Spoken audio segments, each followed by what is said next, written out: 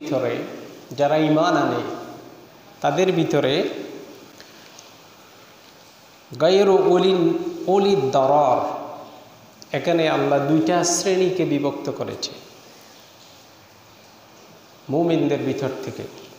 একটা শ্রেণী হচ্ছে ওয়াল মুজাহিদুনা ফি সাবিলিল্লাহি বিআমওয়ালিহিম ওয়া আনফুসিহিম, এক শ্রেণী হচ্ছে নিজেদের জান এবং মাল দিয়ে আল্লাহর পথে জিহাদ করতে থাকে। তারা ফদ্দালাল্লাহুল মুজাহিদিনা বিআমওয়ালিহিম ওয়া আনফুসিহিম, আল্লাহ এই সমস্ত মুজাহিদদেরকে সর্বোচ্চ মর্যাদার আসনে অধিষ্ঠিত করেছেন।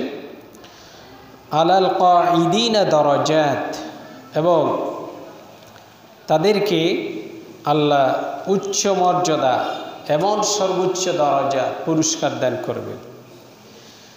আল্লাহ সুবহানাহু ওয়া তাআলা, এটা হচ্ছে সূরা নিসার শেষের অংশটুকু, এবং শুরুতে যারা মুমিন দাবি করে কিন্তু আল্লাহর পথে নিজের সময়, নিজের অর্থ সম্পদ, নিজের জীবনের মূল্যবান সময়টুকু ব্যয় করার জন্য যারা চেষ্টা করে না, তাদের বিষয়ে বলেছে লা ইয়াস্তাউইল আকিদুনা, এখানে দুইটা শ্রেণী, অর্থাৎ কখনো সমান হতে পারে না।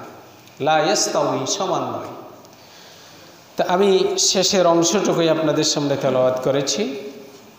তো এখানে যেহেতু আয়াত দিয়ে বোঝা যাচ্ছে যে মুমিনদের ভিতরে যারা সামর্থ্য থাকার পরেও, সুযোগ থাকার পরেও নিজেদের অর্থ সম্পদ বিয়ে করার তৌফিক থাকার পরেও যারা আল্লাহর রাস্তায় নিজেদের জান এবং মাল দিয়ে জিহাদ করা, যারা নিজেদেরকে শামিল করে না, এবং যারা সামর্থ্য থাকার পরেও যারা নিজেদেরকে দূরে রাখতে চায়, আর যারা নিজেদের ধন সম্পদ মাল দিয়ে আল্লাহ রাস্তায় যারা শরীক হয়, তারা কখনো সমান হতে পারে না।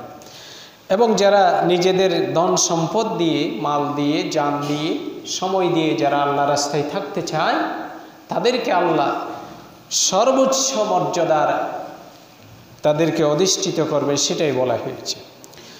তো যে হাদিস আপনাদের সামনে তেলাওয়াত করেছি, আমরা একটু সেদিকেই যাব।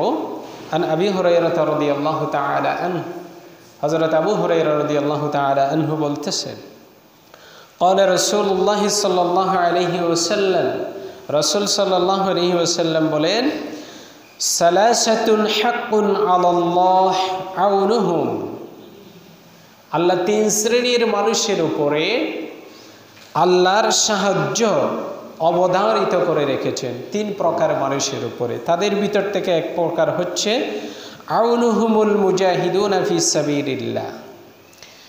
এক নম্বর হচ্ছে কি, যারা নিজেদেরকে আল্লাহর রাস্তায় জীবনের সব কিছু দিয়ে নিজেদেরকে সঁপে দিয়েছে তারা।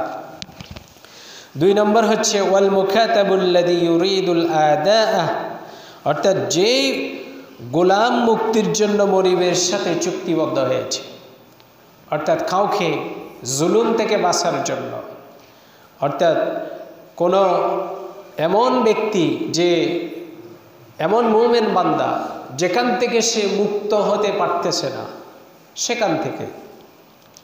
এরপরে ওয়ান্নাকিহুল্লাযী ইউরিদুল আফাফা, যে ব্যক্তি নিজের নৈতিকতা, নিজের চরিত্র, নিজের যৌবনকে সংরক্ষণ করার জন্য যিনি বিবাহ বন্ধনে আবদ্ধ হই, এই তিন প্রকার মানুষের প্রতি আল্লাহ সুবহানাহু ওয়া তাআলা তার সাহায্য অবধারিত করে রেখেছেন।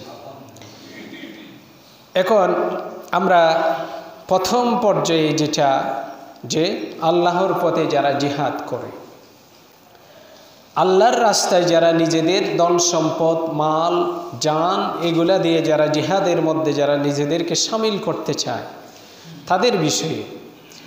তো তাদের বিষয়টা কি ধরনের হবে? বর্তমান সময়ে আমরা যদি আমাদের বাংলাদেশের প্রেক্ষাপট যদি দেখি, বাংলাদেশের পরিস্থিতি যদি আমি যদি থাকাই, দীর্ঘ প্রায় 1.5 যুগের কাছাকাছি সময়, যখন মানুষ ভালোভাবে সত্য কথা বলা যেত না, সৎ পথের কথা ভালোভাবে বলা যেত না, এমন পরিস্থিতি যখন মানুষ মুক্ত হয়েছে। আল্লাহ সুবহানাহু ওয়া তাআলা কোরআনের ভিতরে বলেছে, যখন জুলুম জা আল হক ওয়া যাহাকাল বাতিল, যখন জুলুম বিতাড়িত হয়ে যায়, সত্য যখন আসে তখন জুলুম বিতাড়িত হয়ে যায়, বাতিল দূর হয়ে যায়।